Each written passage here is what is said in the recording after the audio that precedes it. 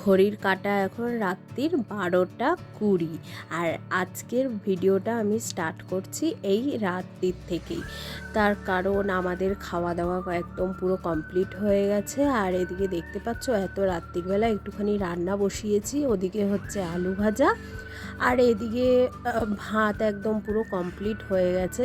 কারণ রাত্রির বেলায় আমাদের বাড়িতে অতিথি আসছে। এত রাত্রির বেলা কে আসছে তোমাদের সবই পুরোটা দেখাবো। তো হ্যালো সবাইকে, কেমন আছো সবাই? আশা করি সবাই খুব ভালো আছো, আমিও খুব ভালো আছি। বাইরে কিন্তু ভীষণ ঘুটঘুটে অন্ধকার, আর এত রাত্রির বেলা আমি রান্না করছি কি কারণে? কারণ আমাদের বাড়িতে লোক আসছে। আর এদিকে তো মামাম আমাদের সবার খাওয়া হয়ে গেছে। আর বাইরে এদিকে জিরোটা জ্বালিয়ে রেখেছি বাইরের ঘরে, আর ওদিকে আমি রান্না করছি। আর এই যে ভেতরের ঘরে কিন্তু মামাম ঘুমিয়ে পড়েছে, কারণ সকালবেলা উঠে ও স্কুলে গেছে। স্কুলে যাওয়ার পরে দুপুরবেলা এসে আর ঘুমায়নি, তাই জন্য ওকে তাড়াতাড়ি করে খাইয়ে দাইয়ে ঘুম পাড়িয়ে দিয়েছি। কারণ যে আসবে সে ওর একবারে প্রাণের বন্ধু, প্রাণের একটা মানুষ।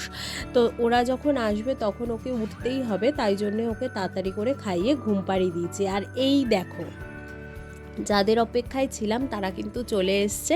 হ্যাঁ, ঠিকই দেখতে পাচ্ছ, মশারির বাইরে থেকে কিন্তু মামামকে ডাকাডাকি চলছে, কিন্তু ও তো পুরো ঘুমের মুডে রয়েছে। আর বাচ্চা মানুষ জানোই তো, একবার ঘুমিয়ে পড়লে উঠতে একটু কষ্টই হয়। তো এসেছে হলো গিয়ে আমার বোন, এখানে একটুখানি কাজ ছিল, তাই জন্যে ওরা হঠাৎ করেই প্ল্যান হয়েছে, হঠাৎ করেই এসেছে বোন আর বোনের বর। তো ওরা যখন আমাদের বাড়িতে এসে পৌঁছেছে তখন প্রায় রাত্রির একটা নয় 1:30-1:45। আর রান্না বান্না সব কিছু কমপ্লিট করে আমিও প্রায় ঘুমিয়েই পড়েছিলাম। তো ওদের আওয়াজ পেয়ে স্বপন নিচে গেছে, যাই হোক ওদেরকে নিয়ে এসেছে। আর এই তো দেখতেই পাচ্ছ, মাম্মামকে ওঠানোর জন্য, জাগানোর জন্য জোর কদমে একদম প্রস্তুতি চলছে। কিন্তু ফাইনালি ও উঠেছে। এবার বাচ্চা মানুষ ঘুম ভাঙতে বড়দেরই একটু অসুবিধা হয়, আর বাচ্চাদের তো একটু অসুবিধা হবেই। যাই হোক, আমাদের প্ল্যানই ছিল যে ওকে সকালবেলা তো আর স্কুলে পাঠানোই যাবে না, কারণ ও সব কিছু করে ঘুমাতে ঘুমাতে আবার সেই আমাদের 3-3:30 বেজে গেছে। ওই জন্যে আর সেরকম একটা ওকে পরের দিন প্রেশার দিইনি যে স্কুলে যেতেই হবে। যাই হোক, বোন এসে তো ডাকাডাকি করছে, তো উঠেছে। ওঠার পরে তো অনেক ড্রামা হলো, অনেক হলো। তবে ওকে আমরা কিন্তু প্রথম থেকে বলিনি যে এরকম মিমি আসবে বলে। তো ও রাত্রিবেলা খেয়ে দিয়ে ঘুমিয়ে পড়েছে, ওর জন্য এটা পুরো সারপ্রাইজ ছিল। আমরা কিন্তু কেউই ওকে বলিনি, কিন্তু জানি না ও বুঝতে পেরে গেছে। দেখো, অনেক দিন পরে ওকে পেয়েছে, 1-2 বছর পর মামামের সাথে কিন্তু বোনের দেখা হয়েছে। আর বোন এটাই বলছে যে বাবা, মামাম কত বড় হয়ে গেছে, একদম পুরো আমার মাথায় মাথায় আর কদিন বাদে হয়ে যাবে, এরকমই আর কি মানে বলছে। ওকে টেনে টুনে নামাচ্ছে, ঘুমের মুখ আর একদম তো পুরো ইচ্ছে নেই। যাই হোক, ইচ্ছে নেই বললে হবে না, দেখেছো মানে ওদের দেখে মনেই হচ্ছে যে অনেক দিন পরে ওরা দুজন দুজনকে পেয়েছে। গেল বছরই কিন্তু আমরা বাড়ি থেকে ঘুরে এসেছি, প্রায় 1টা বছর এখনও হয়নি। তারপরেও মানে ভীষণ মানে ওরা যে কি করবে, আমি সমানে পাশ থেকে বলে যাচ্ছি, যা আদর তোদের, আদর হলে, আদর খাওয়া হলে তাড়াতাড়ি যা, গিয়ে তাড়াতাড়ি ফ্রেশ হয়ে নে, খাওয়া দাওয়া কর, রাত্রির কিন্তু অনেকটাই হয়েছে। আর ওরা যেদিনকে এসছে সেদিন ছিল সোমবার দিন বোনের বর আবার মানে উপোস রাখে, তো একদম রাত্রির 12টার পরে ও খায়, ওই জন্যে ওর খাওয়ার বা ওদের খাওয়ার কোনো ইসে ছিল না। যাই হোক, তারপরে তো খাওয়া দাওয়া করে রাত্রিবেলা একটুখানি ফ্রেশ হয়ে তাড়াতাড়ি করে ঘুমিয়ে উঠে, সকালবেলা উঠে, আর বোনের যেহেতু গোপাল আছে, গোপাল নিয়ে ও এসছে, তো মাম্মাম সকালবেলা উঠে বলছে আমি কিন্তু গপুকে আর কি খেতে দেব। তো বোন বলল যে ঠিক আছে তাহলে তুই দে। মাম্মাম কিন্তু সকালবেলা উঠে তাড়াতাড়ি করে ব্রাশ করে একদম জামা কাপড় চেঞ্জ করে কিন্তু মাম্মাম গোপুসোনাকে উঠিয়ে ওকে কিন্তু প্রথম দিন সকালবেলাটা মাম্মামই কিন্তু গপুকে খেতে দিল। যাই হোক, আমরা তো এদিকে গল্প করেই যাচ্ছি, আমাদের গল্প আর শেষ হচ্ছে না। দেখবে এরকমই হয়, বাড়ি থেকে বা কলকাতা থেকে যদি কোনো লোক আসে আপনজন, আর অনেক দিন বাদে তাদেরকে কাছে পেলে তাদের সাথে কিন্তু গল্প একদম ফুরায় না, গল্প করতেই থাকি। এদিকে যে গল্প করতে করতে বেলা কখন 3টে বেজে যায় সেদিকে কিন্তু কোনো হুঁশই থাকে না।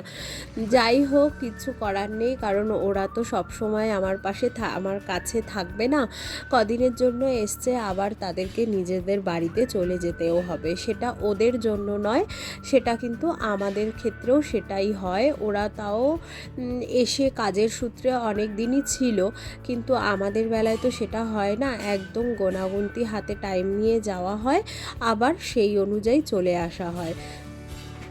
যাই হোক, ওই জন্যে গল্প একদম মানে আর শেষ হচ্ছে না। নিজের বোন, তারপরে কাছের মানুষগুলো যদি আসে তো বুঝতেই পারছো, যারা আমার মতো এতটা দূরে থাকো, মা বাবা আত্মীয় স্বজন সবাইকে ছেড়ে, তাদের এরকমই আমার মতনই ফিল হয়। তো সেটা আমি ভালো মতনই বুঝতে পারি। আর যেহেতু আমি সবসময় বাড়িতে একাই থাকি, আর মামা আর ওর পাপা যখন কাজে বেরিয়ে যায়, স্কুলে চলে যায়, তখন তো আরোই পুরো একা। তাই জন্য বাড়িতে লোকজন এলে আমারও ভালো লাগে। আর মামাম তো আছেই তার সাথে, ওর একটা তো বায়না শুরু হয়ে যায়, স্কুল যাব না, পড়তে বসবো না, ব্যাস এই বাচ্চা মানুষ, কি আর করা যাবে। যাই হোক, গোপু সোনাকে এখানে দেখো সকালের কিন্তু সেবা দেওয়া হয়ে গেল, মাম্মামি দিল, আর ওর তো ভীষণ ভালো লাগে। ও গপুকে দেবে আর খালি বলবে কি যে মা আমাদেরও এবার গপু নিয়ে আসবে, এরকম বলতে থাকে। এইদিকে দেখো খাওয়া দাওয়া করে দুপুরবেলা সবাই মিলে রেস্ট নেওয়ার পরে এবার এদিকে সন্ধেবেলা মামাম ধরেছে যে আমি তোমাকে সাজাবো। তার কারণ হলো গিয়ে যে আমার বোনের যে মেকআপ বক্সটা নিয়ে এসছে সেটার মধ্যে সব কিছু দেখেছে, আর আমার কাছে তো সত্যি কথা বলতে এত কিছু নেই, যেটুকু দরকার আমার কাছে সেটুকুই আছে। আর আমার বোন যেহেতু পার্লারের কাজ করে, তারপরে ও অনেক কাজকর্ম মানে বিয়ে বাড়ি বলো, কোনো অকেশন পারপাসে ওর তো মানে অর্ডার আসে, তো সেইগুলো করে, তার জন্য ওর কাছে অনেক কিছুই থাকে। তো সেগুলো পেয়ে মাম্মাম বলছে আমি আজকে তোমাকে সাজাবো। ওর সাথে সাথে দেখো বোনও ওরকম করে দিচ্ছে, আর কাজলটা পরিয়েছে, দেখেছো কত সুন্দর। যদি তোমাদের পছন্দ হয় আমার মেয়েকে কিন্তু তোমরা বুক করতে পারো। যাই হোক, ওকে বসিয়ে সাজাচ্ছে। আর এই যে ওর মাথায় তারপরে চুলে যত ক্লিপ ব্যান্ড লাগিয়ে দিয়েছে, এগুলো কিন্তু আমার বোন মামামের জন্য কিনে নিয়ে এসছে। সেগুলো কিনে নিয়ে এসছে, ও নিজে পরেনি, সাথে সাথে কিন্তু ওকেই নতুন প্যাকেট থেকে খুলে একদম ওকে সাজাতে বসে গেছে। একটা করে জিনিস ওই বক্স থেকে বের করছে আর একটা করে ওরকম সাজাচ্ছে, আর ও চুপচাপ দেখো সাজছে। টিপ পরিয়েছে, লিপস্টিক পরিয়েছে, তারপরে তো এরকম দেখো রাত্রিবেলা বোন বলছে কি আয় তোর চুলটা এরকম করে বেঁধে দিই, বলে বেঁধে দিয়েছে। আর চারিদিকে পুরো বেনুনি করে দিয়েছে। এইটা চুলটা বাঁধার একটা কারণ আছে, সেই ভিডিওটাও তোমাদের পরে যাবে, কারণ ওকে একটুখানি সাজানো হয়েছিল, ওর ফটোশ্যুট হয়েছিল, ওই জন্য এইভাবে সারা রাত চুলটাকে বেঁধে রাখা হয়েছে। চারিদিকে দেখতে কত সুন্দর লাগছে দেখো, পুরো মানে আফ্রিকান বাচ্চাদের মতো লাগছে।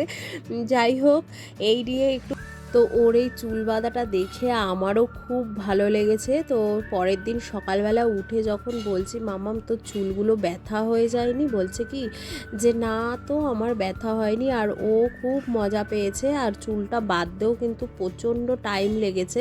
একটু একটু করে ধরে একটু একটু করে বেনুনি করা, মানে বুঝতেই পারছো। আর বাচ্চা মানুষ, এই দেখো নিচু হতে বলেছি, নিচু হওয়ার পরে দেখো কীরকম লাগছে দেখে। যাই হোক, ও মজা পেয়েছে এতগুলো চুল বেঁধে। তো তোমাদের কেমন লাগলো অবশ্যই জানিও। টাটা।